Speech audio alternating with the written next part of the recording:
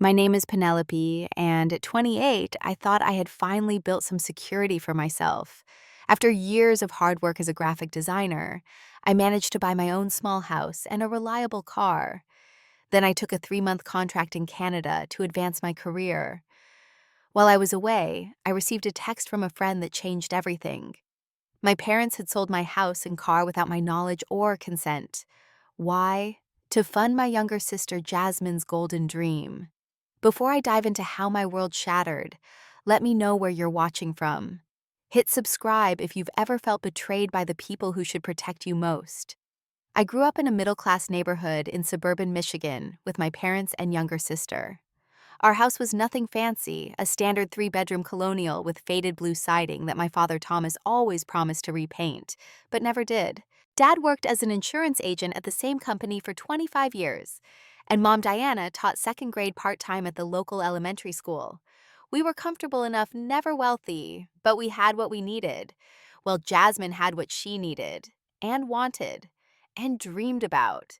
From the earliest memories of my childhood, I understood that my sister and I occupied different places in our family hierarchy.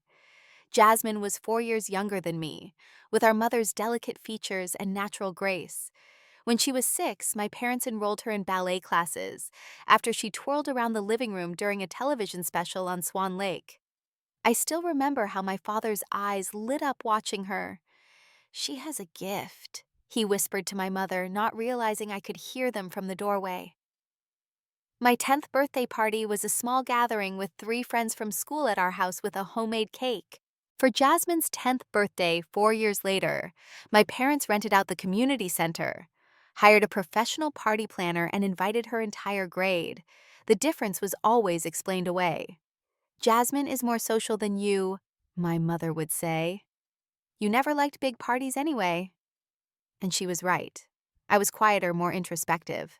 I loved drawing and reading activities that did not require expensive lessons or equipment. My passion for art was something I could pursue largely on my own, with sketchbooks and pencils. When I won the school art competition in 8th grade, my parents were too busy to attend the ceremony because Jasmine had a dance recital the same evening. "Your sister needs us there," my father explained as he adjusted his tie in the hallway mirror. "You understand, right, Penelope? You always understand." And I did understand in the way children understand things that hurt without being able to articulate why. I understood that somewhere along the way, Jasmine had become the sun in our family solar system, and the rest of us were merely planets orbiting her light. By 16, I had taken on the role of the responsible one. I got my first job at the local grocery store stocking shelves after school and on weekends. I saved almost everything I earned. While Jasmine's walls became decorated with trophies and ribbons from dance competitions, mine filled with college brochures. "Why are you working so much?" my mother asked once as I came home late from a shift, my feet aching. "You should be enjoying your teenage years." But the same weekend, my parents spent $800 on a custom costume for Jasmine's jazz dance solo at regionals. No one questioned whether that money could have been better spent. I worked through high school earned scholarships, took out student loans, and went to the state university to study graphic design. Meanwhile, Jasmine attended an arts high school that required my parents to drive her 40 minutes each way every day. When college came for her, they helped with tuition at a private arts college, something they had never offered to me. "Your sister needs to focus on her dancing," my father said when I once brought up the disparity. "You were always so independent, Penelope." Independence becomes a self-fulfilling prophecy. When no one offers help, you stop expecting it. After college, I moved to a small apartment in the city, took on freelance graphic design jobs alongside my entry-level position at a marketing firm, and slowly built my portfolio and client list. I lived frugally, saved aggressively. I brown-bagged lunches, said no to expensive nights out, and tracked every dollar. By 27, I had saved enough for a down payment on a small house. It was nothing spectacular, a modest 2-bedroom bungalow with outdated wallpaper and carpets that smelled faintly of the previous owner's cats. But it was mine, all mine. I spent weekends pulling up that carpet painting over the wallpaper and slowly transforming each room. I documented the renovation process on social media, proud of every before and after photo. 6 months after buying the house, I managed to replace my ancient college car with a 3-year-old Honda Civic, reliable and fuel efficient. I had researched for months, compared models, and negotiated the price down by $800.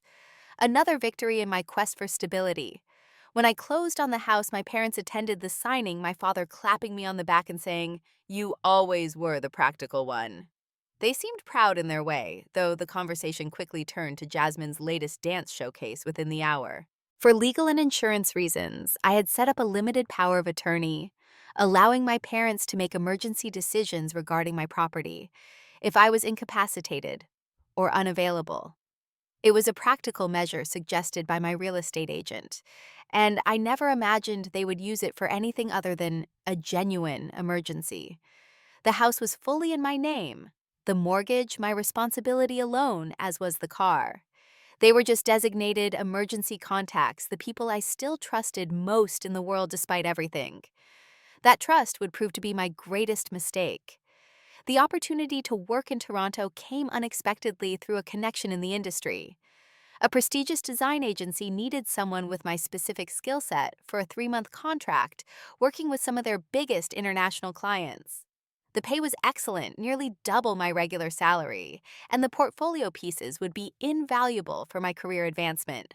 "This could be the stepping stone to the next level, Blum," my boss had said when recommending me for the position. "These kinds of opportunities do not come around often, Penelope." I spent weeks preparing for the temporary relocation.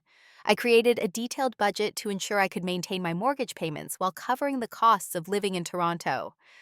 I arranged for my next-door neighbor Sarah to check on the house, weekly water my plants, and forward any important mail. I even created a binder with all the information about the house system's emergency contacts and a spare key to leave with my parents in case anything went wrong. The night before my departure, my parents took me out to dinner at the Olive Garden, my father's idea of a fancy celebration.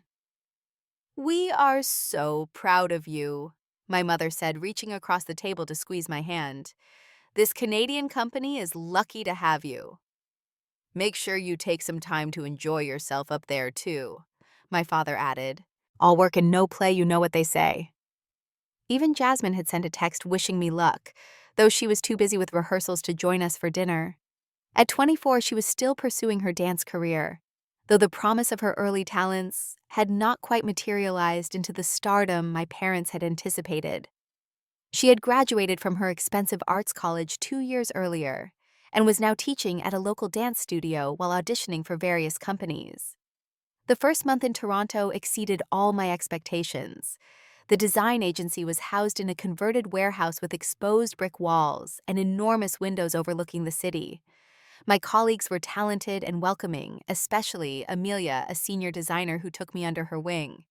The projects were challenging and exciting, pushing me to expand my skills and creativity. "You have a fresh perspective," the creative director told me after my first presentation. "That is exactly why we wanted someone from outside." In the evenings, I explored the city, taking photos of interesting architecture and street art to inspire my work. On weekends, Amelia sometimes invited me to join her and her friends for brunch or gallery openings. I FaceTimed with my parents every Sunday, giving them virtual tours of the places I had discovered. "It all looks so sophisticated," my mother commented during one call, the slight edge in her voice suggesting that sophistication was not necessarily a virtue. "How is the house?" I asked. "Did Sarah mention any issues?" "Everything is fine," my father replied quickly. "Nothing for you to worry about at all."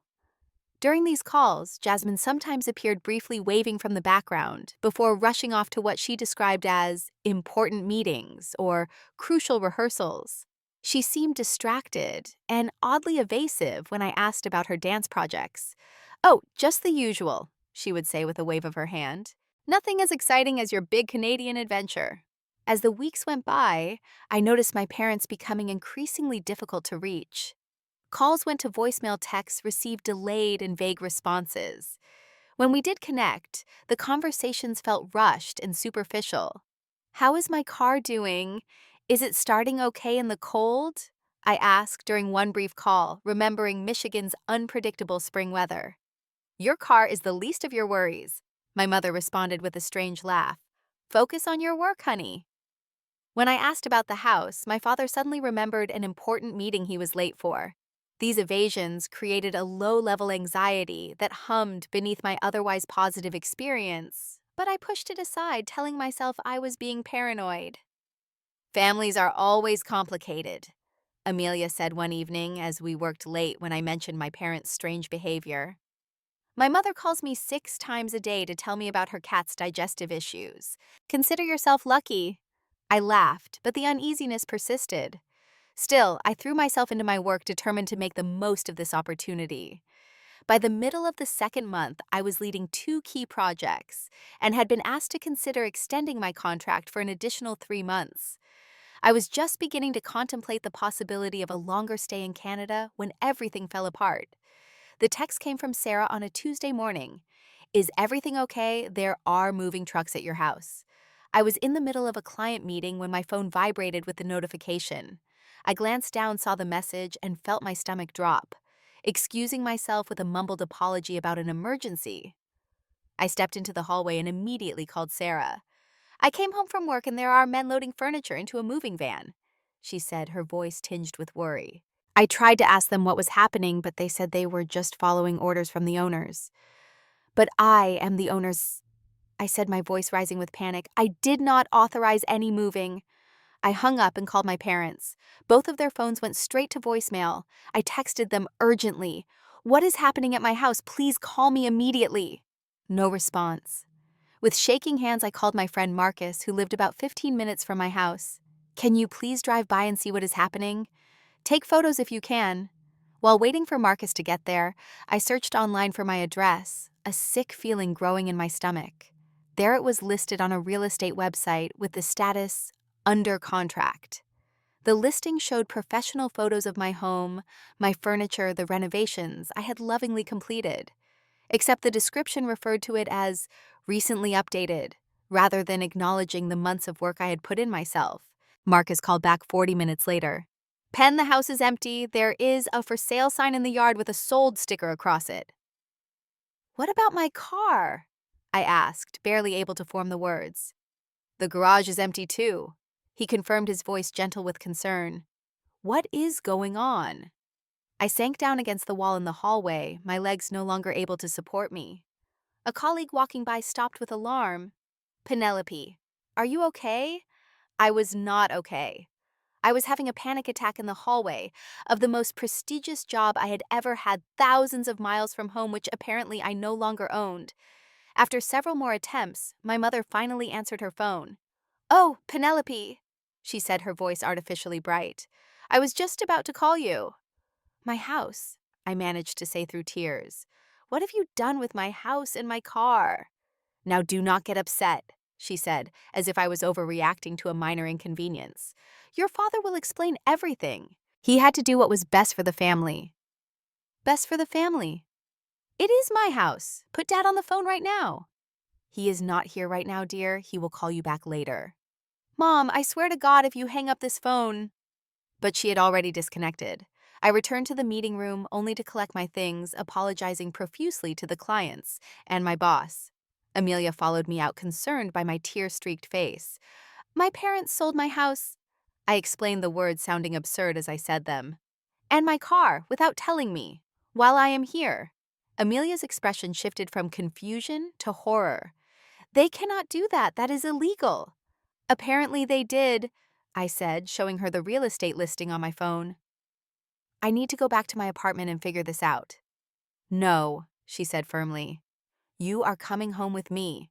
You should not be alone right now. My father finally called that evening while I was sitting on Amelia's couch, wrapped in a borrowed blanket, staring blankly at a cup of tea I could not bring myself to drink. Penelope, he began without preamble. I know you are upset, but this was a necessary decision. Necessary? I repeated, my voice hoarse from crying. How is selling my house and car without my knowledge or permission necessary? Your sister has been accepted to an elite performing arts program in London, he announced, his voice swelling with the pride I had heard so many times before when speaking about Jasmine. It is the opportunity of a lifetime. They only accept 12 dancers each year from around the world. I waited for more explanation for the part where this connected to my house being sold. When he did not continue, I prompted, and and it cost $75,000 for the year, he said, as if that explained everything. Plus, living expenses in London. We did not have that kind of money, Penelope. Your mother and I have already remortgaged our house to its limit. The realization of what he was saying hit me like a physical blow. So you sold my house and my car to pay for Jasmine's dance program. We did what we had to do, he replied, a defensive edge creeping into his voice. You are established in your career. You have savings. You can start over. I could not believe what I was hearing. Those were my biggest assets. Everything I worked for years to build. Penelope, try to understand. This is Jasmine's one chance. You always land on your feet. You are the strong one, the independent one. Your sister needs this opportunity more than you need that house. I ended the call without saying goodbye, then turned off my phone entirely. I sat in shocked silence for several minutes before the tears came again, deep, body-shaking sobs that felt torn from some primal place inside me. Amelia sat beside me, her hand on my back. We will fix this, she promised. What they did was illegal. We will get your house back. But we both knew that even if I could reverse the sale legally, which seemed unlikely given that the house was already emptied and under contract, the damage was done. My own parents had betrayed me in the most fundamental way possible. They had stolen my home, my security, all to give my sister yet another opportunity that I had never been offered. You can stay with me as long as you need, Amelia said when my tears finally subsided. And we will find you a lawyer tomorrow. I nodded, too exhausted to speak. That night I slept on her couch, waking every hour from nightmares where I was searching for a home that kept disappearing around me. I arranged an emergency leave from my job and flew back to Michigan 3 weeks earlier than planned. My boss was understanding, offering me the option to complete some of my projects remotely once I had sorted out my family emergency. The design agency even covered the cost of my flight change, a kindness that brought me to tears all over again. Marcus picked me up from the airport and brought me to his apartment where he had set up his guest room for my stay. Stay as long as you need, he insisted. Rent-free for at least the first month. The day after my return, I drove Marcus's car to my parents' house, my stomach in knots the entire journey. Their blue Colonial looked exactly the same from the outside, my mother's carefully tended flower beds blooming with spring tulips. It seemed impossible that people capable of such betrayal would live in such a normal, cheerful-looking home.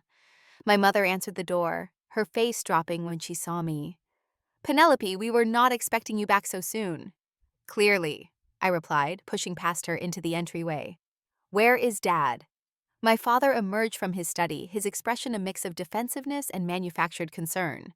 Penelope, I understand you are upset, but if you would just listen to our reasoning. Your reasoning? I interrupted, my voice rising despite my determination to stay calm. You stole my house, you stole my car. What possible reasoning could justify that? My mother began crying those familiar tears that had always worked to diffuse conflict in our family. We were just trying to help your sister. You have always been so capable, so independent. So that makes it okay to steal from me, to violate my trust and take everything I worked for? My father puffed up with indignation. We did what was best for this family. Jasmine has real talent. This program could make her career. What was your house compared to that?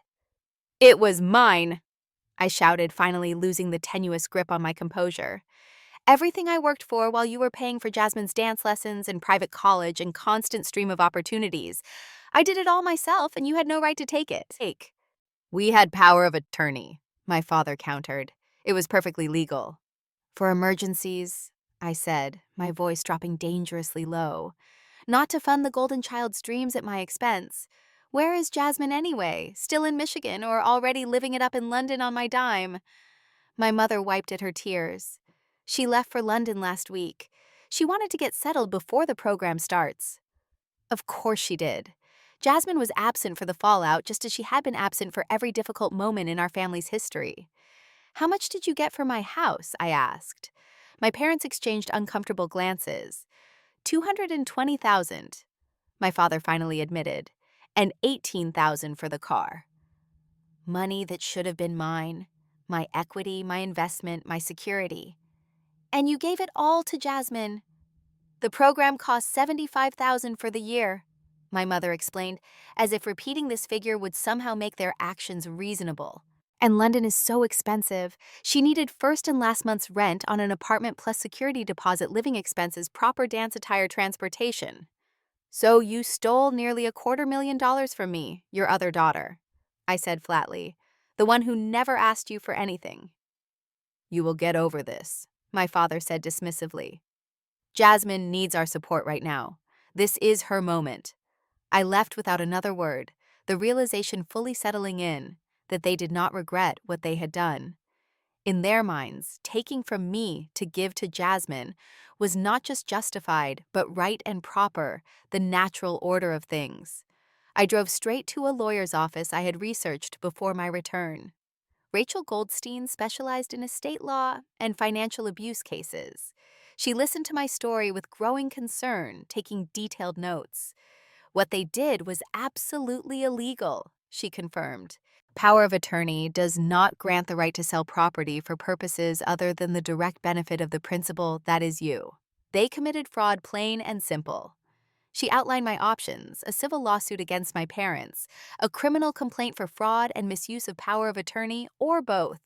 The idea of taking legal action against my own parents felt surreal, but what choice did I have? I will need all the documentation you have, Rachel said. The power of attorney document, house deed, car title, any communications about the sale. I nodded, feeling simultaneously empowered by taking action and devastated that it had come to this. Over the next week, I gathered documents and worked with Rachel to build my case. I discovered that my parents had not only sold my house and car, but had also remortgaged their own home to its maximum value. Their financial situation was far more desperate than I had realized, with credit card debt and a home equity line of credit that had been maxed out years ago.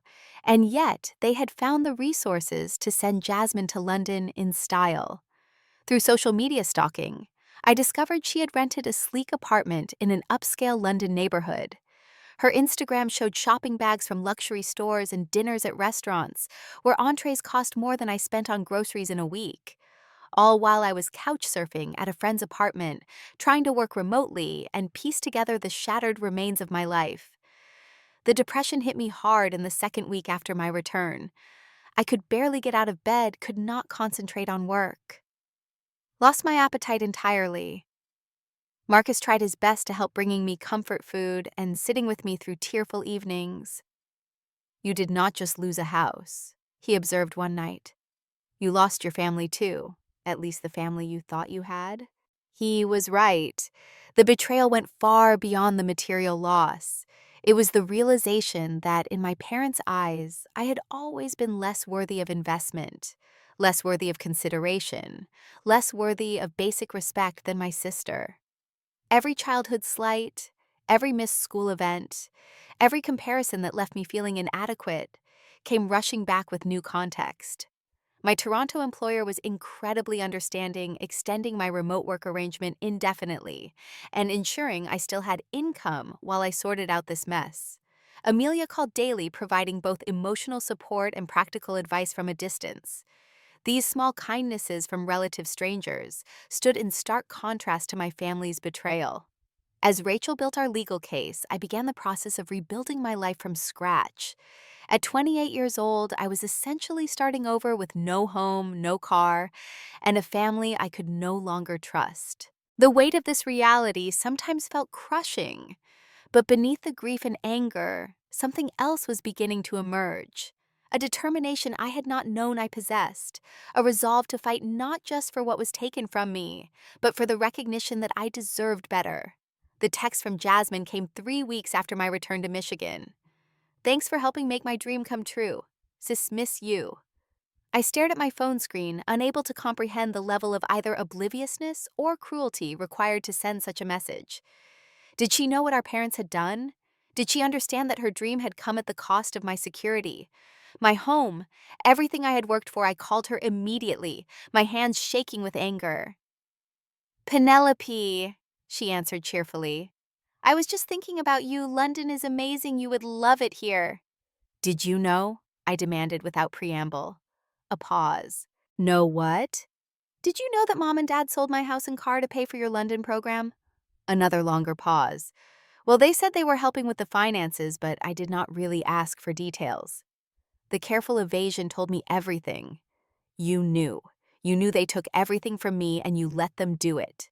Penelope, do not be so dramatic, she replied, her voice taking on the condescending tone she had perfected over years of being the favored child.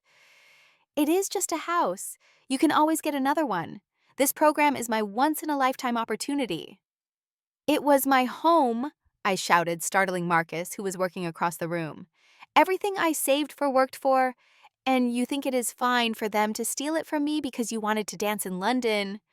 Look, I did not ask them to sell your house, Dean, she said defensively. But since they did, what was I supposed to do? Say no to the best opportunity of my career. This program could change everything for me. And what about me? What am I supposed to do now?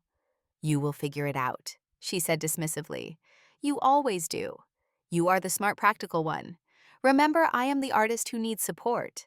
It was the same narrative our parents had fed us our entire lives regurgitated now as justification for theft. I ended the call, blocking her number immediately afterward. Then I sat on Marcus's couch and cried until I had no tears left. That evening, I made a decision. I would not just pursue legal action against my parents. I would cut all ties with my family until they understood the magnitude of what they had done. I called Rachel and told her to move forward with both civil and criminal complaints. Are you sure? She asked gently. Criminal charges against your parents will likely permanently damage your relationship. They already destroyed our relationship when they stole my house, I replied. I want them to face consequences. The next day, I returned to my parents' house for what I knew would be our final conversation for a long time. My mother answered the door, her expression hopeful until she saw my face. Penelope, please, can we talk about this reasonably? She pleaded as I walked past her into the living room. My father was in his recliner reading glasses perched on his nose as he reviewed some paperwork. He looked up, annoyance flashing across his face before he attempted a conciliatory smile. Come to talk sense, have you? He asked. I have filed a lawsuit against you both, I said without preamble, and pressed criminal charges for fraud and misuse of power of attorney. The color drained from my mother's face. My father stood up so quickly, his papers scattered across the floor. You what? He demanded. You are suing your own parents over property. Over theft, I corrected. You stole from me to give to Jasmine just like you have been doing my entire life. But this time, there will be consequences. We are your parents, my mother cried. How could you do this to us? How could you sell my house? I countered. How could you take the car I saved for years to buy? How could you give everything I worked for to Jasmine without even asking me? You are being selfish, my father declared, his voice rising with indignation. Family sacrifices for each other. Your sister needed this opportunity. And what about what I needed? I asked, my voice breaking despite my determination to remain strong. A home, security, parents who respect me. You could move back home for a while, my mother suggested, as if offering a great solution. Stay in your old room until you get back on your feet. I looked around the living room where I had grown up at the walls covered with Jasmine's dance photos and award certificates. There was a single photo of me, my college graduation, tucked into the corner of a bookshelf. I would rather be homeless than live in this house again, I said quietly. You will be hearing from my lawyer. Do not contact me unless it is through her. That night was the lowest point. I lay on Marcus's couch, having refused the guest bed because I did not want to stain his sheets with my endless tears. I felt completely abandoned, utterly alone in the world. My family had not just taken my material possessions, but had confirmed what I had suspected since childhood, that I mattered less, that my needs and dreams were secondary, that I was valued only for what I could provide or endure. Around midnight, my phone rang. It was Amelia calling from Toronto. I just wanted to check on you, she said. How did it go with your parents? I told her everything, my voice hollow with exhaustion. Listen to me, she said when I had finished. They took your present, do not let them take your future too. You are strong, Penelope, stronger than anyone I have ever met. You will rebuild and you will be okay. How do you know that? I asked. Because you already did it once, she pointed out. You built a life for yourself without their help. You can do it again, and this time you will have friends who actually support you. Something about her words penetrated the fog of despair. She was right. I had always been the independent one, not by choice, but by necessity. I had built my career, bought my home, created my life without their support. I could do it again. The next morning, I called Rachel and confirmed we were moving forward with all legal actions. I also made an appointment with a therapist, Dr. Henderson, who specialized in family trauma, and I reached out to my employer about transitioning from emergency leave to a more sustainable remote working arrangement. These small steps did not fix anything immediately, but they gave me a path forward, a way through the darkness. For the first time since receiving that text from Sarah about the moving trucks, I felt a flicker of something like hope. The legal process moved more quickly than I had anticipated. Rachel filed the civil lawsuit claiming fraud, breach of fiduciary duty, and conversion of property. Simultaneously, the police investigation into the criminal complaint began with detectives interviewing my parents and requesting all documents related to the sales. My parents hired their own attorney, a corporate lawyer named James Wilson, who was my father's golf buddy. Their initial response was to claim they had acted within their rights under the power of attorney, but Rachel quickly dismantled that argument. Power of attorney grants authority to act in the best interest of the principal, she explained during a preliminary hearing. Selling Ms. Walker's property to fund her sister's education unequivocally does not meet that standard. The judge agreed, denying my parents' motion to dismiss the case. Faced with mounting legal pressure, their lawyer approached Rachel with a settlement offer, $50,000, a fraction of what they had taken from me. They are hoping you will accept a lowball offer to avoid dragging your family through court, Rachel told me. I recommend we counter at the full value of the house and car, plus legal fees and emotional damages. I agreed, though the idea of putting a price tag on the emotional damage seemed impossible. How do you quantify betrayal by the people who were supposed to love and protect you? As the case progressed, my extended family began taking sides. My maternal grandmother, Ruth, a stern but fair woman in her 80s, called me out of the blue. Your grandfather and I did not raise your mother to steal, she said bluntly. I am ashamed of her behavior. You are doing the right thing, Penelope. Her support was a balm to my wounded spirit, a reminder that not everyone in my family was willing to sacrifice me on the altar of Jasmine's ambitions. Others were less supportive. My aunt and uncle on my father's side called to berate me for tearing the family apart and being vindictive. They insisted I should drop the charges and find it in my heart to forgive. Where is your concern for what my parents did to me? I asked them. Where was this family unity when they were selling my house without my consent? They had no answer for that, only more pleased to consider the family reputation and my parents' well-being. I ended the call and blocked their numbers too. The most dramatic reaction came from Jasmine. When she learned about the lawsuit and criminal charges, she called me from London, bypassing my block by using a friend's phone. What are you doing? She demanded, her voice shrill with panic. They could go to jail, Penelope. They committed fraud, I replied calmly. That is a crime with consequences. They were just trying to help me, she insisted, her voice taking on the wheedling tone that had always worked on our parents. You know how important this program is to me. I thought you would understand. Understand having my house and car stolen? No, Jasmine, I do not understand that. She attempted a different approach, her voice softening with false sympathy. I know you must be upset, and I get it. I really do. If I had known exactly what they were planning, I would have tried to stop them. Would you? I challenged. Or would you have done exactly what you did do, accept the money and run off to London without a second thought about where it came from? Her silence was telling. That is what I thought, I said. You knew Jasmine. Maybe not the specifics, but you knew they were taking from me to give to you, and you were fine with it, just like you have been your entire life. Her sympathetic facade crumbled instantly. You are ruining everything over a stupid house, she shouted. I finally have my chance and you cannot stand it, because for once in your life you are not the perfect, responsible Penelope who has everything figured out. I do not have my house figured out, I replied coldly. Or my car, because our parents stole them from me to fund your dreams. Again. If you go through with this, she threatened, I will never forgive you. That seems fair, I said, because I will never forgive you either. As the court date approached, my parents became increasingly desperate. My father was placed on administrative leave from his insurance company when they learned of the fraud investigation. My mother called me crying, begging me to drop the charges.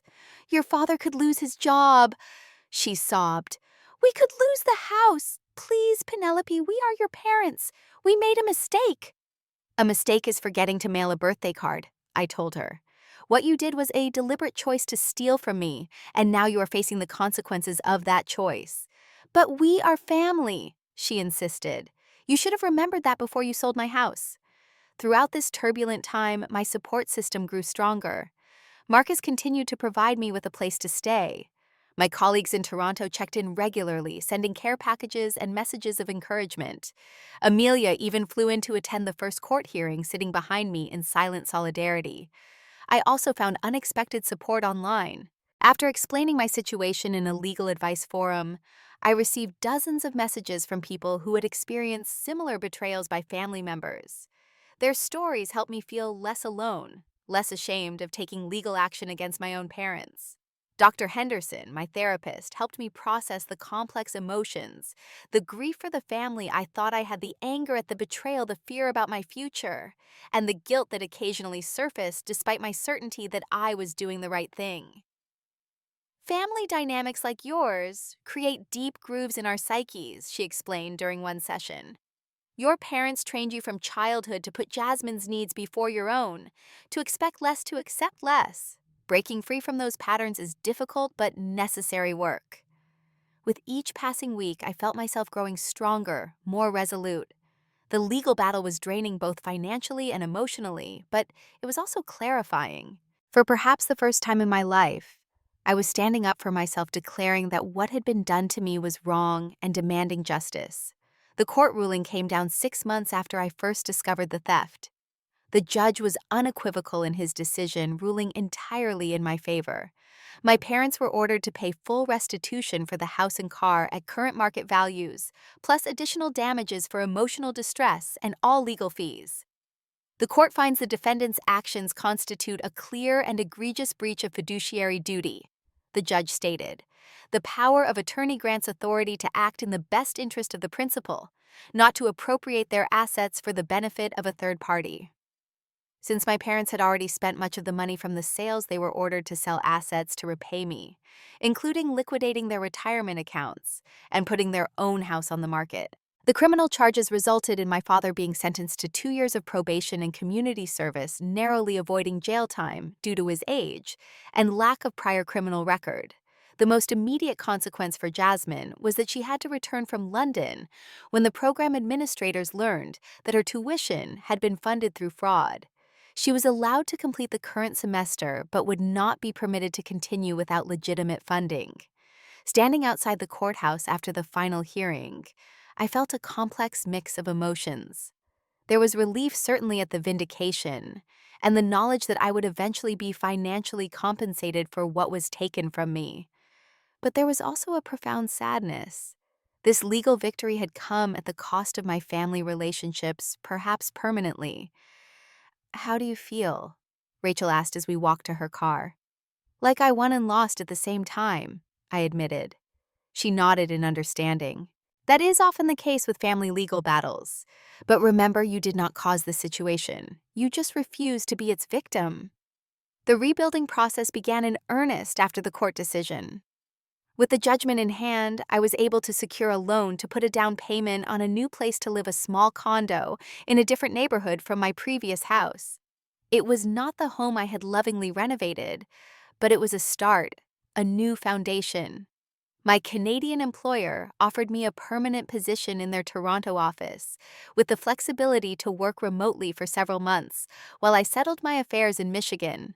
After much consideration, I decided to accept seeing it as an opportunity for a fresh start in a city where I had found unexpected friendship and support. Before I made the move, I had one final conversation with my parents. They requested a meeting, and against Rachel's advice, I agreed to see them at a neutral location, a coffee shop downtown. My father looked older than I remembered, the stress of the past months evident in the new lines on his face and the gray that had overtaken his once salt and pepper hair. My mother had lost weight, her clothes hanging loosely on her frame. They both looked defeated in a way I had never seen before. "Thank you for meeting us."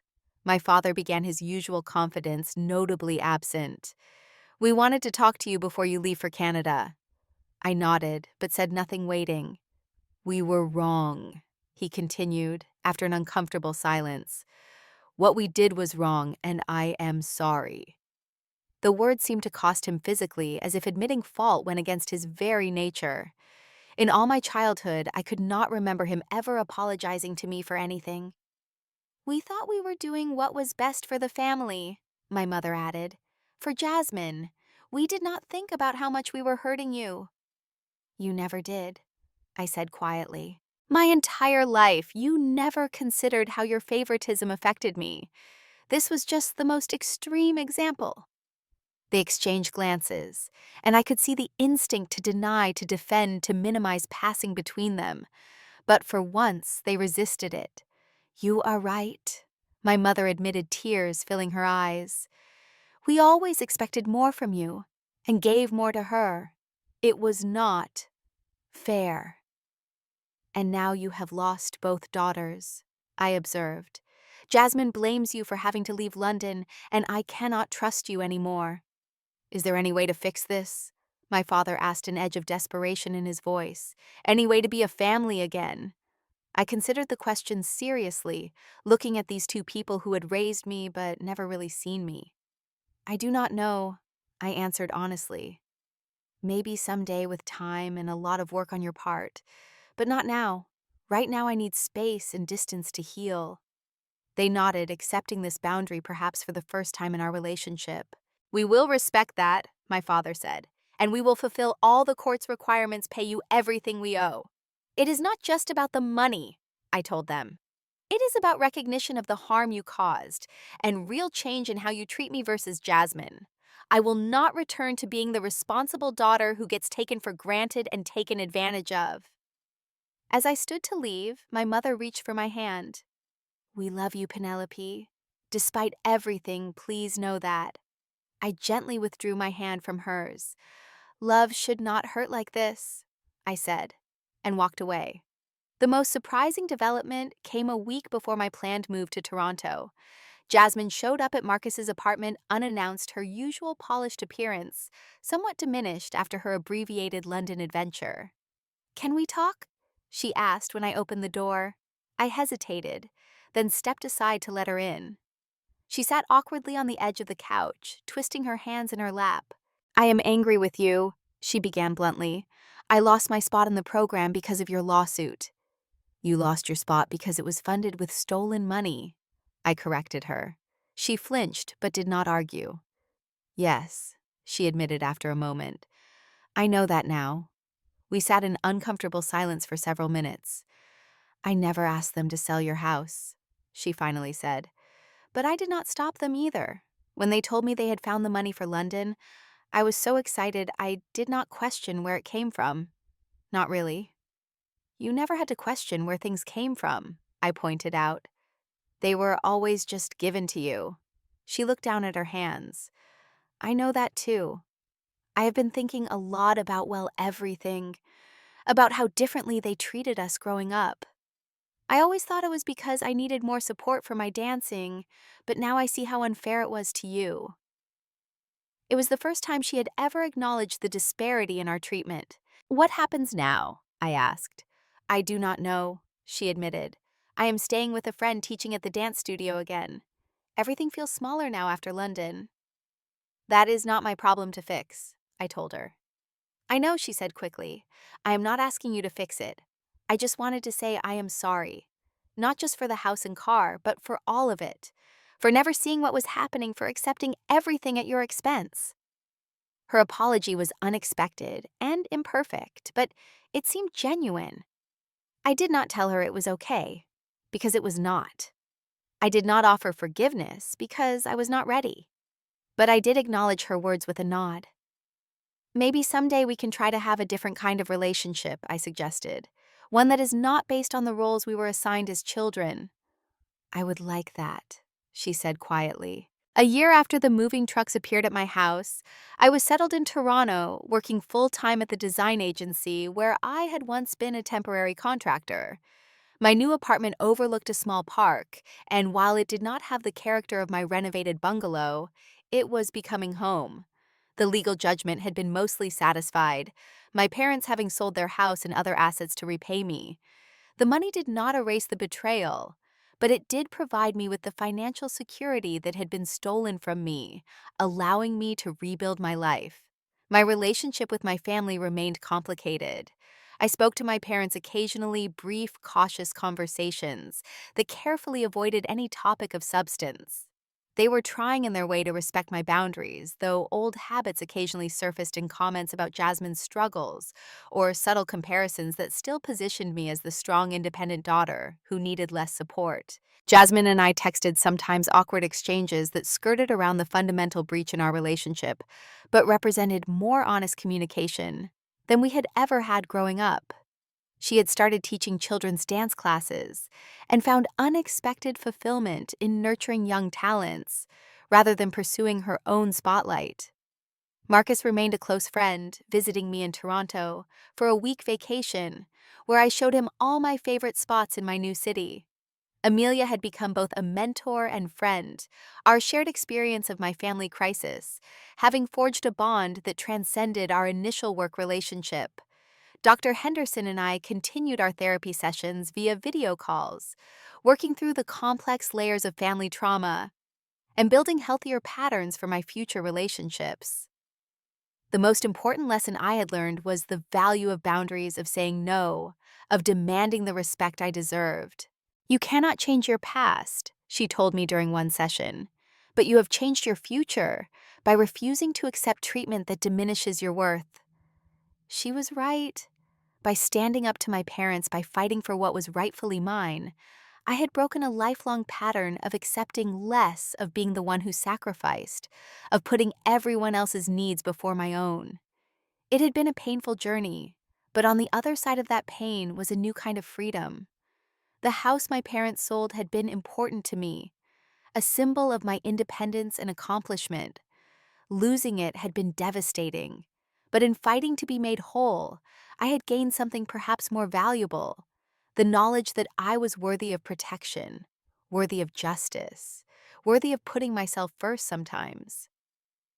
Love should not require the sacrifice of self. Family should not demand the erasure of one member for the benefit of another. These were truths I now carried with me, hard-won through loss and betrayal, but powerful in their clarity. Standing on my balcony, watching the sunset over Toronto's skyline, I realized that I had indeed landed on my feet just as my father had predicted, but not because I was inherently stronger or more resilient. I had rebuilt my life through determination and with the help of chosen family people who supported me because they valued me, not because of obligation or blood ties.